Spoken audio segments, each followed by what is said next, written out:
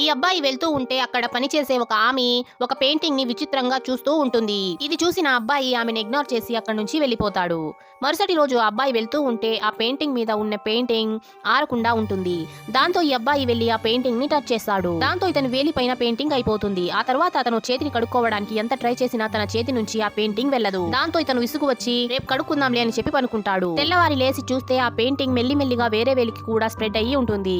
అలాగే ఆ పెయింటింగ్ లో నుంచి ఇతనికి ఏదో సౌండ్ రావడంతో ఇతను ఇరిటేట్ అవుతూ ఉంటాడు. ఆ తర్వాత ఇతను వెళ్లి తన ఫ్రెండ్ కి చెప్తాడు. ఇది విన్న ఫ్రెండ్ కామెడీగా తీసుకుని నవ్వుతాడు. ఆ తర్వాత ఈ అబ్బాయి మళ్ళీ వెళ్లి వాషింగ్ మెషిన్ లో వేసే కొన్ని కెమికల్స్ తో ఆ పెయింటింగ్ ని క్లీన్ చేయాలని ఎంత ట్రై చేసినా అది క్లీన్ అవ్వదు. అప్పుడే అక్కడికి పనిచేసే ఆమె వచ్చి ఆ అబ్బాయి చేతి మీద ఉన్న పెయింటింగ్ ని చూసి వెంటనే ఈ వేళ్ళని కట్ చేసేయాలి, లేకపోతే ఈ పెయింటింగ్ అంతా మీ శరీరం అంతా స్ప్రెడ్ అయిపోతుంది అని చెప్తుంది. ఇది విన్న అబ్బాయి ఆమె పిచ్చిదేమో అని అనుకుని లోపలికి వెళ్లిపోతాడు. ఆ తర్వాత ఏమైందో తెలుసుకోవడానికి పార్ట్ 2 అని కామెంట్ చేసేయండి. ఇలాంటి వీడియోస్ కోసం లైక్ చేసి ఛానల్ ని సబ్స్క్రైబ్ చేసుకోండి.